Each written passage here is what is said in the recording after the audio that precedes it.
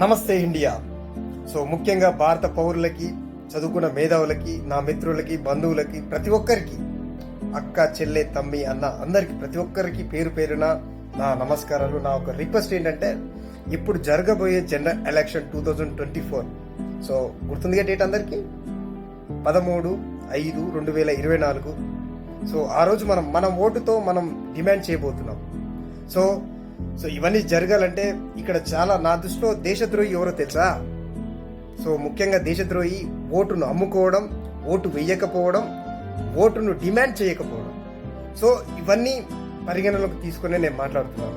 So ముఖ్యంగా నా vote for దేనికి, నా ఓటు ఎవరికి, నా ఓటు ఎవరికంటే నా vote for education, health sector, rural development, infrastructure development, employment generation and land and control. My vote for democracy. My vote for to demand every fundamental rights, protect the fundamental rights for every citizen. దానికి నా vote. So ఈ 10 సంవత్సరంలో జరిగిన లాభం ఎంత, మనకు జరిగింది ఎంత అని ఆలోచించి ఓటు వేయండి. సో మనకు ఉన్న వెపన్ ఒకటే, ఇప్పుడు ఓటు వేసే ఒక వెపన్. ఆ వెపన్ని ఎంత అమూల్యమంగా, ఎంత కట్టుదిట్టంగా మనం ఓటు వేస్తామో మనకంత ప్రజాసేవ, ప్రజాపాలన మనకంత చేరువలో ఉంటుంది. సో మీ ఓటు డిమాండ్ చేయండి. మీ ఓటును ప్రతి ఒక్క, నా ఇంకో డిమాండ్ ఏంటంటే, గుర్తుపెట్టుకోండి మిత్రులారా, గుర్తుపెట్టుకోండి, బహిరంగంగా చెప్తున్నాను. సో మనకు కుల రాజకీయాలు, మత రాజకీయాలు, వ్యక్తి రాజకీయాలు, స్వార్థ రాజకీయాల మనకి ఎలాంటి ఉపయోగం లేదు. దాన్ని గుర్తించండి. ఓటు వేసేటప్పుడు దాన్ని గుర్తించండి. ఇంకొక డిమాండ్ ఏంటంటే, మనకు ఉప్పు రేటు పెరిగింది, కారం రేటు పెరిగింది, గ్యాస్ రేటు పెరిగింది. సో రకరకాల రేట్లు పెరుగుతున్నాయి. ఎందుకు పెరుగుతున్నాయి? కారణం ఎవరు? మనమే. కారణం మనమే. Because of we are getting the free schemes from the government.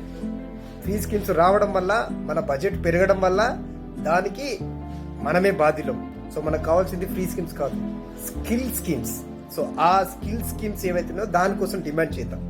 So ఇవన్నీ జరగాలంటే మనం ఓటుకు అమ్ముడు పోకుండా ఉండి, ఓటు డిమాండ్గా వేస్తేనే మనం ఒక పౌరునిగా, ఒక చదువుకున్న వ్యక్తిగా we can do it something.